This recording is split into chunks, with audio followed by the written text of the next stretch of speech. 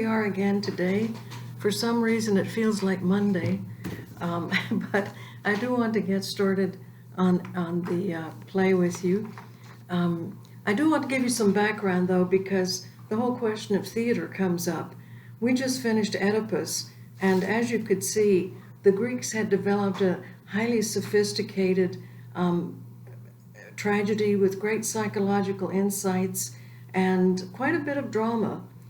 Keep in mind, though, that these festivals of plays were to honor the god Apollo, and they started off with dances on the harvest floor. Some say in honor of the god Dionysus. Anyway, what happened was that the Romans conquered the Greeks, and as they did everywhere, they co-opted anything they thought was interesting or anything they thought was impressive, and they did adapt the ancient Greek plays. Now, Roman plays are generally not considered as good, but in some ways they're more exciting. They like things like ghosts and blood and things like that Greeks did not portray on the stage. They also adopted the method for doing, sorry about that, the method for doing epics. Remember, the Greeks had the Iliad and the Odyssey, so the Romans came up with one based on their mythological founder, Aeneas, and that's called the Aeneid. According to them, Aeneas and his son and his old father escaped from Troy, and then they founded the city of Rome. Everybody wanted to have a foundation from Troy. You probably don't remember that even in Sir Gawain and the Green Knight, it mentioned that Britain was founded by a guy named Brute, who was at the Battle of Troy. Now, so the Romans had these plays and they had entertainments. You may be familiar with gladiator contests. Also, excitement when they fed Christians to lions and wild animals. They had chariot races. We're all familiar with the Colosseum in Rome, where much of this went on. The name Colosseum comes from a giant statue, I think it was of Nero, that was near the Colosseum. You know, Colossus, huge person. And you think of all the Colosseums at American colleges named after this pagan statue.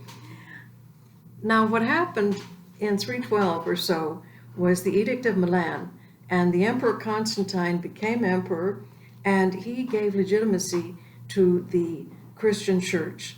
Now, he didn't say everybody had to be a Christian. Actually, his mother was Saint Helen, or Helena, and she was a British princess. The English get in everywhere, don't they? Anyway, Constantine legitimized being Christian, and in some ways this was a rough time for the church, because until then people who were Christian were very dedicated, because being a Christian could be a death sentence. But after it became acceptable, many people came into the church who, it was the thing to do. And also, as time went on, the church kind of forced some conversions. We'll baptize you or we'll kill you. Maybe that's not the politically correct version of church history. But anyway, toward the end of the 400s, one of the emperors, who was very Christian, he stopped all plays, as in My Last Duchess, then all smiles stopped together, all plays stopped together. And it came about this way. Folks were having a good time at the Colosseum and having a gladiator contest, I believe, and the gladiator contests were to the death. I guess that made it more exciting. Anyway, a Christian monk jumped into the arena and said, "Good people, do not insist on this death." Well, folks don't like their entertainment curtailed, and so they threw rocks at him. That's not funny. They killed him, and the emperor said, "No more public entertainments." Well, public entertainment covers a lot of things, but what it meant was that for 1,000 years in Europe, you had no performances. It got to the point that they weren't even sure how you did a play. Some person thought that maybe someone read the play and then people mimed it.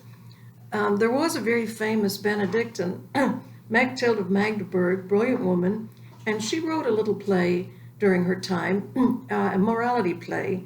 And morality plays, like the name would suggest, were usually intended to demonstrate a moral, some good point. Now, as I said, there was no theater in Europe for over 1,000 years, but this started to change with St. Francis of Assisi. I know you're familiar with him.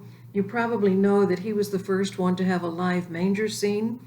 He trained his friars to go around and sing popular songs, but with religious words to attract people. And once they attracted the people, then they would preach to them. And around this time, you had in Europe, partly because of St. Bernard, but what we call the affective movement.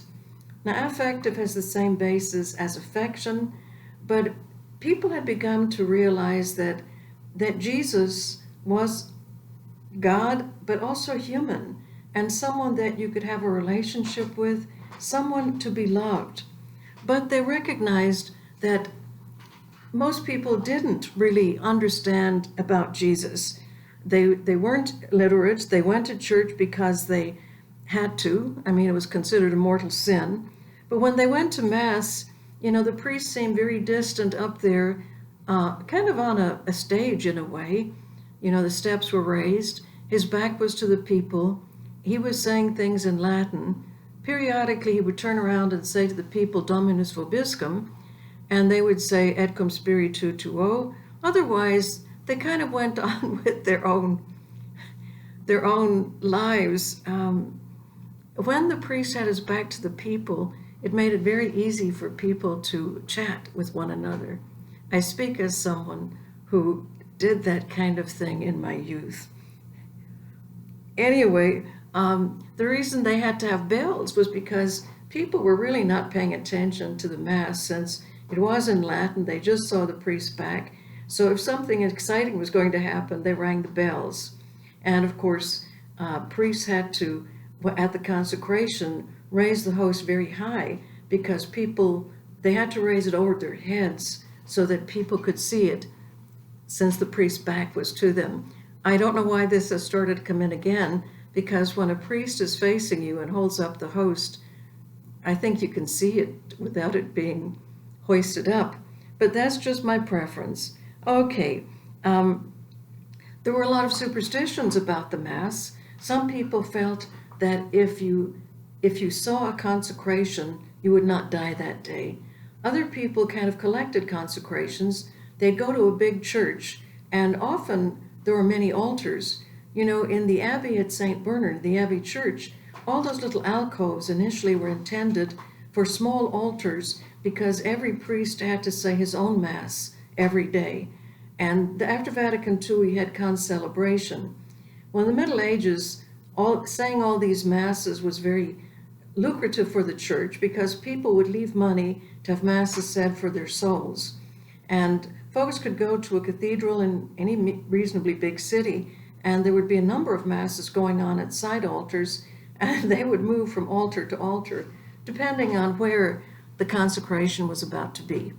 Okay, well, the affective movement, just to show you the trail here, the church realized that if people were to love Jesus and feel close to Jesus, have a personal relationship, they needed to understand what Jesus did for their sake, about dying on the cross, and understand some of the theology behind that. And this was really kind of a tall order. How do you let the ordinary people who can't read know about Jesus? Well, you can have long sermons, and actually people then liked long sermons because it was entertainment. They didn't have much else. And the monastic church gave the beginning of the plays, because during Matins on Easter Sunday, some of the monks would kind of leave the church and then come back in and behave as if they were the women looking for Jesus. And another monk, acting as the angel, would say, "Whom do you seek? Quem queritus?" And then the women would answer, supposedly, this was a response in Latin, "We seek Jesus," and then the angel said he goes to Galilee.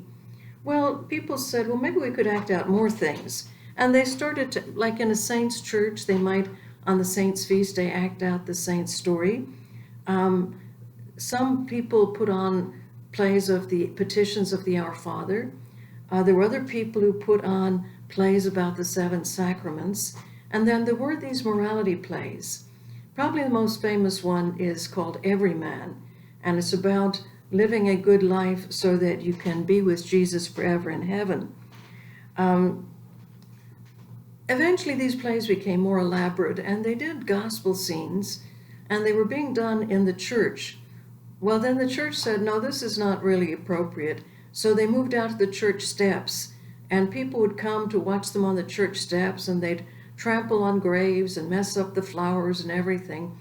And eventually the church had the idea that instead of this being a church thing, because, priests weren't supposed to take part in plays, and this seemed a little inappropriate. And so they came up with the idea that the towns could put them on. Well, who would do it? In many of the towns, they had guilds or little unions of different trades. Like you would have had the Water Carriers Guild, the Bakers Guild, the Goldsmiths Guild, and so on. And so they said, why don't you put on plays maybe related to your particular trade? And so the goldsmiths would often do the Magi because they could bring gold. The water carriers would sometimes do the Red Sea. The winemakers, of course, would do the wedding at Cana. And there was a great deal of civic pride to this.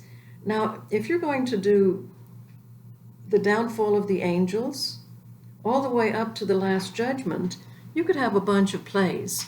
There were 7 or 8 from the Old Testament, mostly plays that prefigured Jesus, like Abraham going to kill Isaac. Well, that's a prefiguring of Jesus offering his life for the ransom of humankind. But most of the plays were New Testament, and in the latter part of Jesus' ministry. Some cycles had 23 plays, some had as many as 42. And one reason I know a lot about this is that I did my dissertation on the End Town plays, and I was lucky enough at one point in my life to go to York in England, and they were putting on the York cycle. Right now there are only 4 really big cycles of plays, because after the Reformation, and the people loved these plays, Queen Elizabeth did not want people doing anything connected with the Catholic Church, and she felt that these plays were too Catholic. So mayors were told to ask for the plays, because the trade guilds owned them, and ask for the plays to be submitted for corrections. Well, somehow, instead of being corrected, many of them ended up in the fire. And it really was a very anti-Catholic thing to do. But they are wonderful. They're very skillful. Many of them are in poetry. The people who compiled them, wrote them, were sophisticated.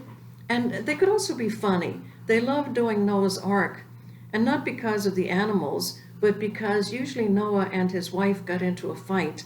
And, they would kind of drag at each other and say mean things to each other and talk about how incalcitrant women can be. Everybody loved that. Now let's see what I've got here. So eventually the trade guilds put on these plays during the summer in England, and usually on a nice day. Eventually they settled on Corpus Christi, which comes after Easter, and it was a holy day of obligation, and we don't know quite how they put on the plays. We think they had stations, that you would go to certain places and say, at this place they would do the sacrifice of Isaac, maybe every hour, and then later you'd go somewhere and they would do the play of the Red Sea, and you would travel from station to station. Another theory was that they had big wagons, and the wagon would be all set up, like for instance, all set up for Jesus going down and getting the good people out of hell or purgatory. And then when one play was finished, that wagon moved on, and then the next wagon with the scenery and the characters came on. We're not totally sure. They also had elaborate machinery. When Jesus ascended into heaven, they had a little kind of thing that they were able to raise up. They liked to have the stars come, and at Pentecost they liked to have a shooting a shooting dove come over the apostles. Okay, but always the last play was the Last Judgment. And this was because they wanted, excuse me, we had a big lecture last night about not knowing how to sneeze. I was hoping I could get to a break, but the one thing I wanted to say, after the Last Judgment, there would be priests everywhere waiting to hear confession, because the Last Judgment encouraged people to shape up and live their lives right and be with Jesus in heaven. All right, well, let me take a break now. Okay. And here we are again. I wanted to go into a different aspect now. With Oedipus Rex, we talked about Aristotle and the Poetics and what things are required for a tragedy or so on. Now, you had, as I said, plays going on in England. You even had groups who went around and did little plays. They would go into an inn, and the inns usually on the ground floor had stables. Then they had a balcony with rails, and what folks did was they would bring in a kind of a trestle, make a stage, and people on the balconies would watch the play and then make a donation. But how did these religious plays get to be plays of such magnitude that Elizabethan England is often called the old golden age of literature in England? Well, you may remember when in first semester we talked about the classics, the writings of ancient Greece and Rome, and the Renaissance people became enamored of these, and they really wanted to shape up their literature using these models. This is what led to the great age of drama in England. Initially, only the people at the universities knew about Aristotle and the requirements for drama and so on. But eventually it filtered down, and some of these university people began writing plays and having them performed. At this point in history, the most significant of these was a man named Christopher Marlowe. Marlowe, very interesting person, brilliant, and he wrote plays in which you had an exceptional protagonist, someone who had just a bit more humanity than most people. One of them was Faust, who sold his soul to the devil, and then you have Tamerlane and Marlowe. Now keep this in mind. Although Henry Howard, Earl of Surrey, really brought in the unrhymed iambic pentameter, which we call blank verse, in poetry, Marlowe adopted it for plays, and so it is called Marlowe's Mighty Line. Shakespeare copied him. I'll talk more about Shakespeare tomorrow, but he was amazing in being able to use other people's material and make it superior. Anyway, Marlowe, unfortunately, in his 30s, was killed in a tavern brawl. This has always been a mystery. There was a suspicion that he was actually a spy, although he was a great playwright, and that it was a hit. Other people say he didn't pay his bill, but I would love to know. Other people say he didn't die. He went on to write the plays that are attributed to Shakespeare. Some people don't think Shakespeare had the necessary background to write these plays. Anyway, I'm looking here at my notices, and I said the blank verse. Now, in the plays, the main characters will speak in blank verse, and it's beautiful. I know that when you're young, you figure, why can't they just say what they mean? But when you think of a whole play written in poetry, wow. The ordinary people and the witchy people usually speak in rhyme, and the very ordinary people just use prose. They don't have poetry. Now, please notice that the end of each scene has 2 rhyming lines. This was a clue to the audience. That was the end of the scene, because when they performed, the stage had very little scenery or that, so people would come in, look around, and say, well, here we are in the Forest of Arden. That let the audience know they were to imagine trees. And then if at the end of the scene, when they had the rhyming line, that let the audience know that this was the end of the scene. Now, some practical matters. No, I didn't check your tests yet. I've been busy. I have uploaded 2 versions of Macbeth for you. One has Jason Connery in it, and it is quite good. I don't know if he's related to Sean Connery. I imagine Connery's a pretty common name in Scotland, and it seems to have good views of Scotland. I haven't watched it that much, but I think it's good and it's continuous. I've also tried to post the one for you by Fassbender. No, he's the actor, which looks like a marvelous version. I'm hoping that the little part I posted for you would lead into the next scene. If you don't want to watch the part about all the fighting at the battle, because, you know, the movie makers wanted to make it as visual and real as possible. But both of them have a great Lady Macbeth, and we'll talk about that as we go along. Now, as far as the texts, and you need to get a text out now, I have on Documents, I've posted the Folger version. The Folger Library is the big Shakespeare library in Washington, D.C., and that's all it does, Shakespeare. But happily for us, they have posted a version of Macbeth, and I have that under Documents. So if you go to Documents, this could be a problem because you can't go to Documents and also see me.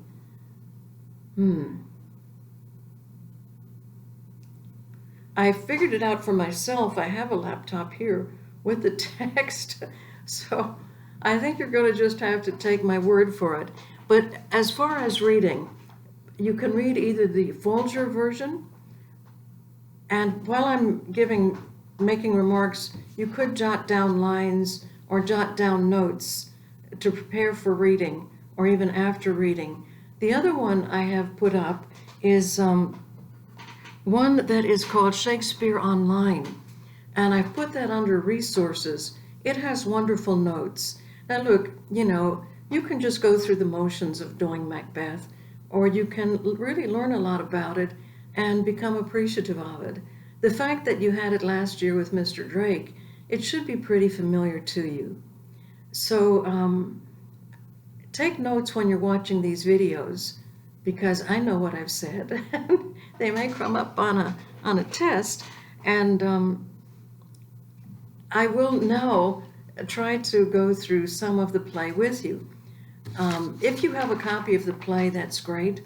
But remember, we left all those books in school. And I want to say that if you just go to YouTube and look at some of the versions, some of them are really terrible. Now, the one I used to use was the one with Ian McKellen, but it's very dark and it's on a stage. There's a terrible one with the guy who used to play Sherlock Holmes, Jeremy Brett. Don't use that one either. There's one where strange people dance around in leotards.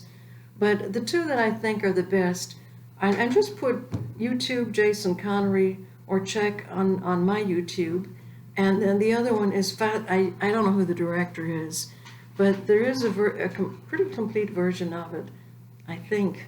Anyway, this has just been a lot of trying to compile things. But I'll start out by saying most of them have terrible witches. I think that the play opens with witches for a good reason. People then were very religious in many ways and very much aware of hell and really scared of witches, because witches seem to get their power from the devil. So when you open up with witches that look like little girls, or that look like people on drugs, or who are dancing around in black leotards, I want witches to look haggy. And actually, one way that Macbeth identifies them, he says, "I know you're witches by your beards." Well, I didn't know that was something. Our Halloween witches don't have beards. But these are not attractive, and these are here to set the tone for the play. I might also add that this play was produced in 1606, which was about 3 years after James of Scotland became king. Well, it's a Scottish play, right? And they always actors call it the Scottish play, because apparently if you say the word Macbeth in the theater, it's bad luck. He wrote a Scottish play to honor the king, who was Scottish, he was the unfortunate son of Mary Queen of Scots and had a terrible childhood. You think dysfunctional. His father was murdered, his mother was executed. He really had a very bad childhood. And one thing he was very superstitious. And he actually wrote a pamphlet on witches. So, you write for your audience, and Shakespeare was hoping to be famous, and so he did a Scottish play that brought in witches. Now, we're meant to be scared of them. So, whatever version you watch, try to imagine really scary people. And the play, as I said, starts with them. You have those wonderful lines, where shall we three meet again? And they say, well, when the hurly-burly's done, when the battle's lost and won. Remember I told you about exposition tells you what's the situation. So the hurly-burly, there's probably a storm. When the battle's lost and won, that will be before the set of sun. Where will we meet? On the heath to meet with Macbeth. And then I come, Grey Malkin, Paddock calls, anon, and these were probably their cats or their familiars. They might have been toads. But the last two lines echo through the play.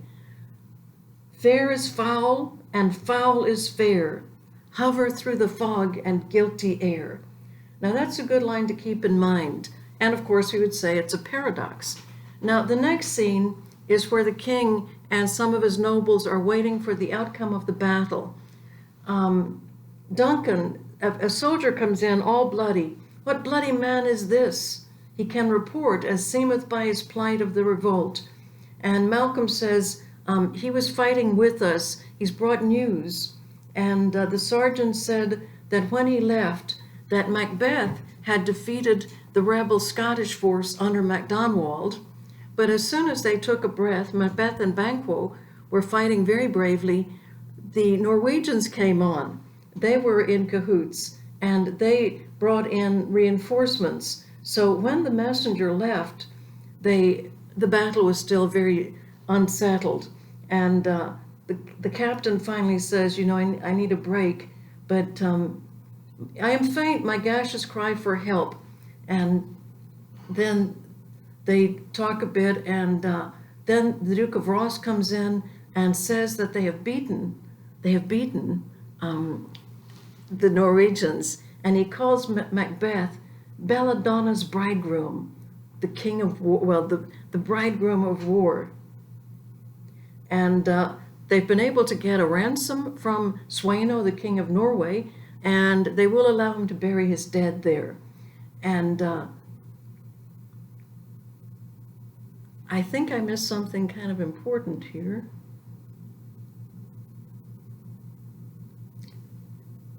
All right, now as I said, there's some wonderful notes in the Macbeth online. And then there's a heath near Forres, and the witches come in, and they are very unpleasant witches. One lady wouldn't give nuts, or what was she saying? She had chestnuts and was munching them, and she wouldn't give any to the witch. And so right then and there, the other witches give her more power, and she flies off to where this woman's husband is in Aleppo and works some magic on him. And then she's sitting there smiling, and they say, what have you got? And she said, a pilot's thumb. She's got the thumb of the dead husband. And then they say, a drum, Macbeth doth come.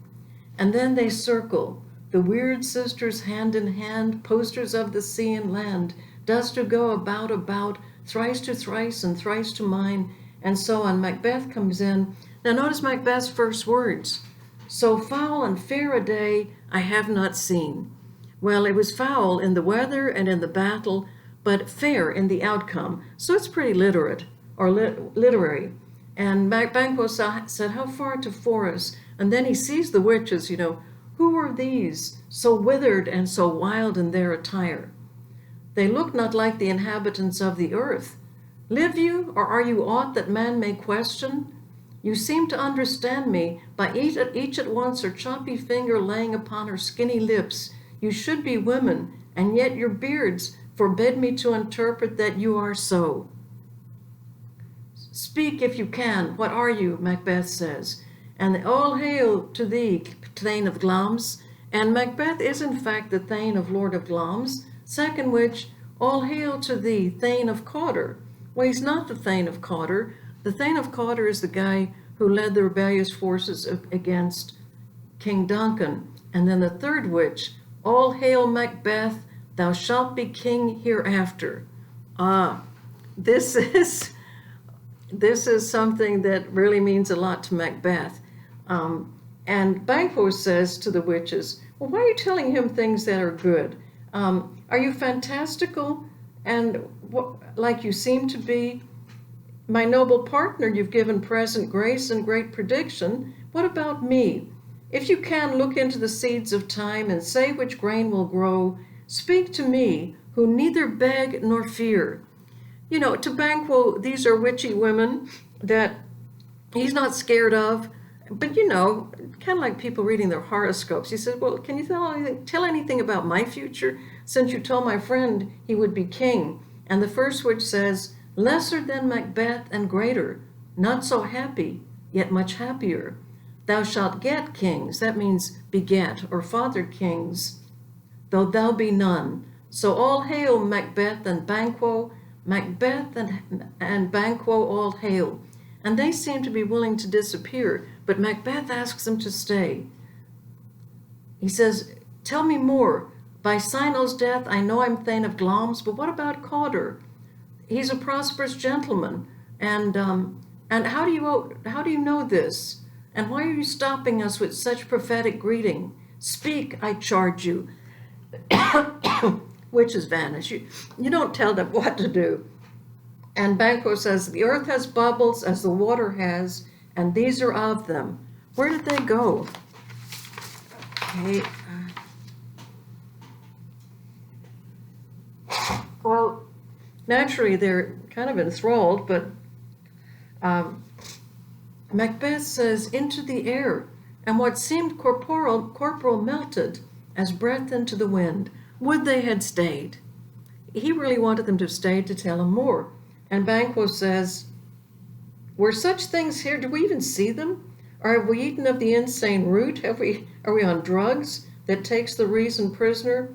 And Macbeth says to him, your children shall be king. Banquo said, and you shall be king. And Thane of Cawdor, were it not so? Macbeth is sounding out Banquo. And Banquo says to the self-same words and tune, who's here?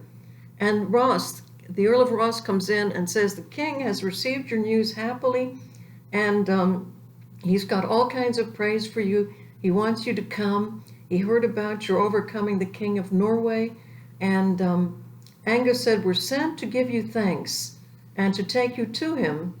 And Ross says, that's kind of like no. And for an earnest of a great honor, he bade me from him call thee Thane of Cawdor, in which addition, hail, most worthy Thane, for it is thine. It's a much more important title. And Banquo says, what, can the devil speak? Now, I don't think Banquo says this, in general. It's more to himself.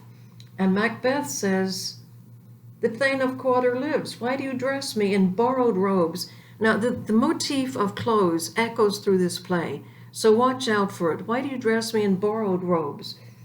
Who was the Thane lives yet, but he is under penalty of death, and because he conspired with the king of Norway to overthrow the king. And Macbeth, aside, says, Glamis and Thane of Cawdor, the greatest is behind.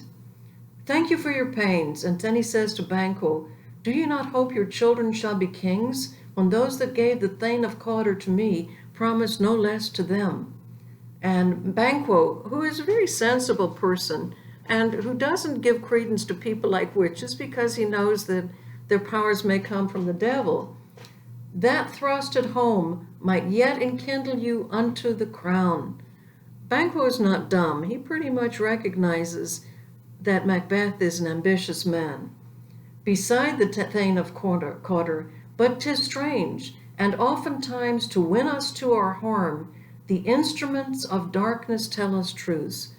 In order to get us into bad straits, the instruments of darkness tell us truths, win us with honest trifles to be traced in deepest consequences, Cousin, a word I pray you.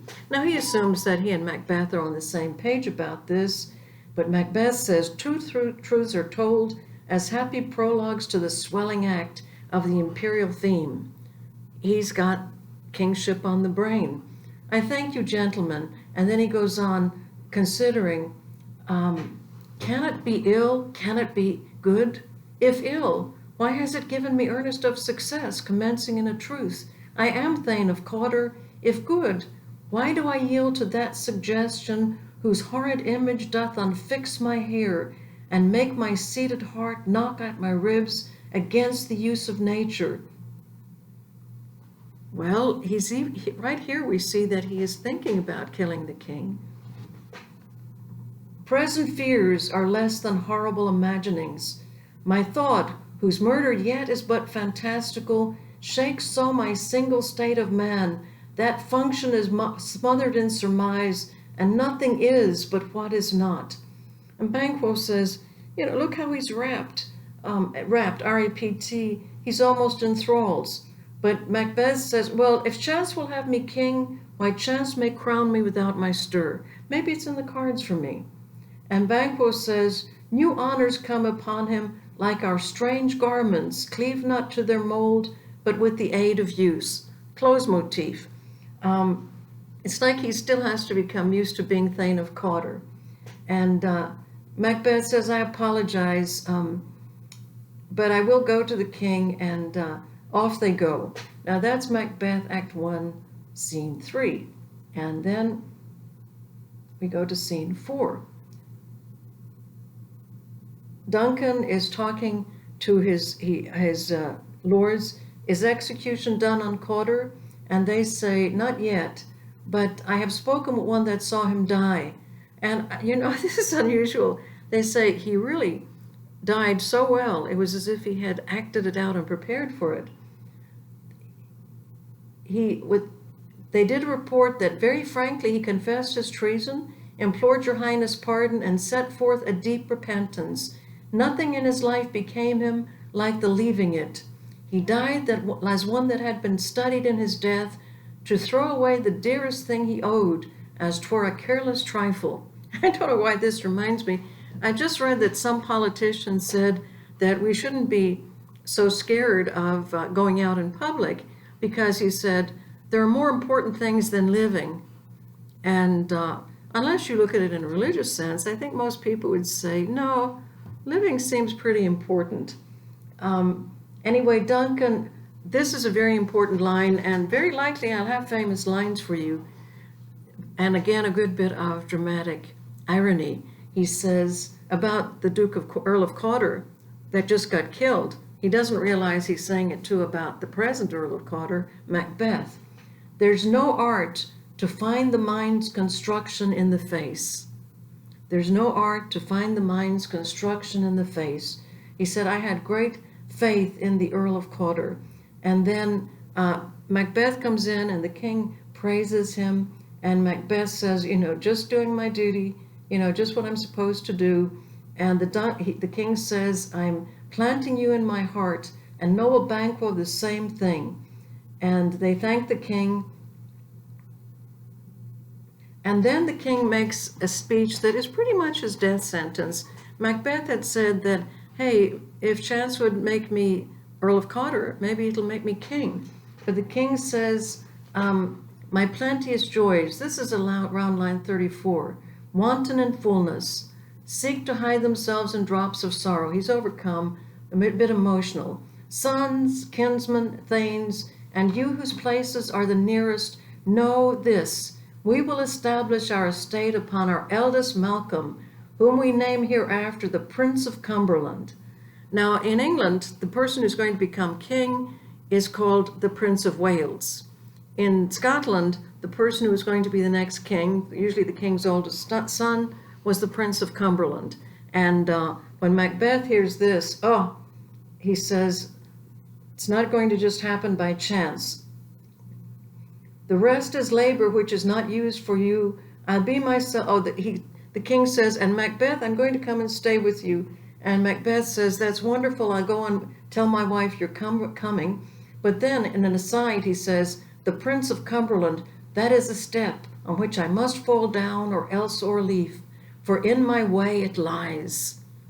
Stars, hide your fires, let not light see my black and deep desires. The eye wink at the hand. I don't see what my hand's going to do, yet let that be which the eye fears when it is done to see. A lot of impact there. And Duncan, then we go on, and the next scene is very powerful, and this is one reason ladies like to play Lady Macbeth. There is a theory that Lady Macbeth really was the one who planned to kill King Duncan. And I'll go through this very quickly. She's reading a letter from Macbeth, which repeats what had been happening. I saw the witches, and they said I would be Thane of Cawdor, and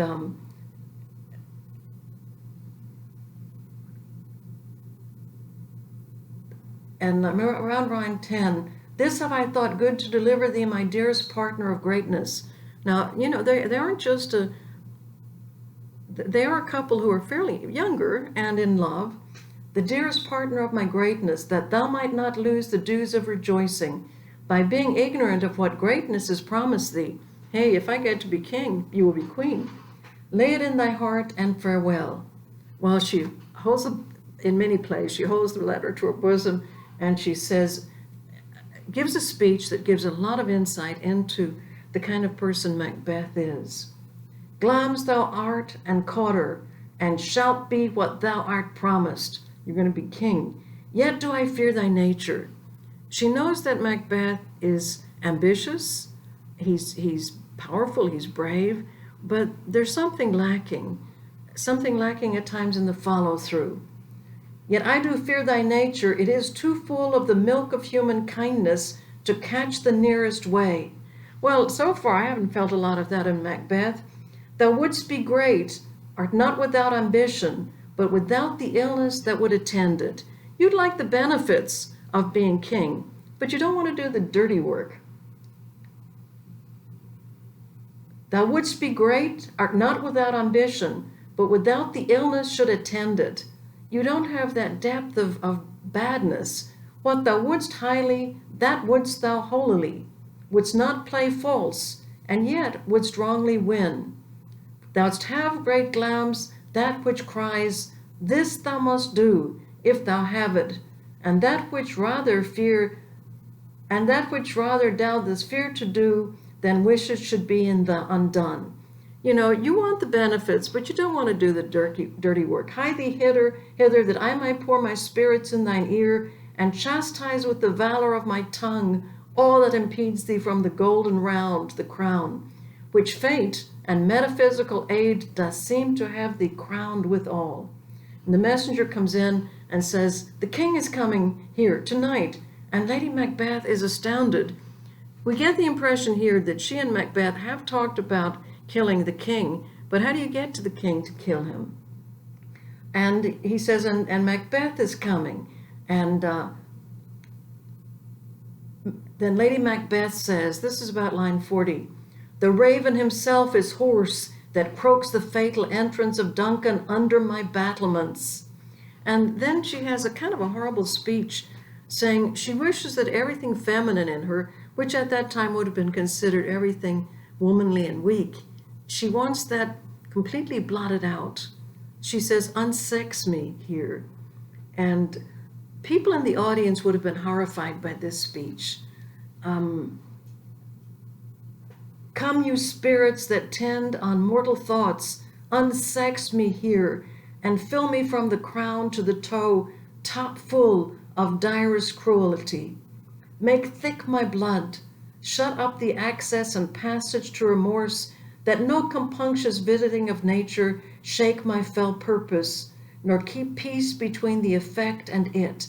Let any normal human feelings just be erased, so that I will do what I feel I should do.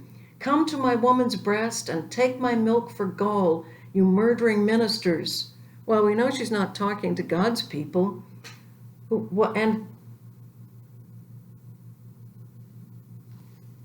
I'm not real good with bifocals.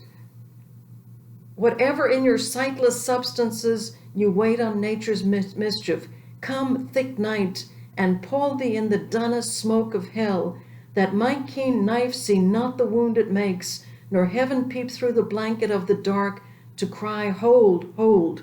Now, of course, we get a lot of darkness and evil, but certainly it seems here as if Lady Macbeth is planning on doing the dastardly deed. Macbeth comes in and she praises him, great Glamis, worthy caughter, greater than both, by the all hail hereafter.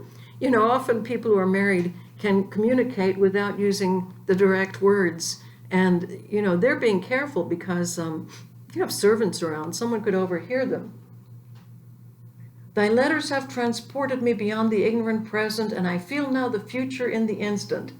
My dearest love, Duncan comes here tonight, and when goes hence? I've always thought that was a very ominous line. Duncan comes here tonight, and when goes hence? Well, I don't know how you'd say it. If we were in class, I would get some of you to make a try.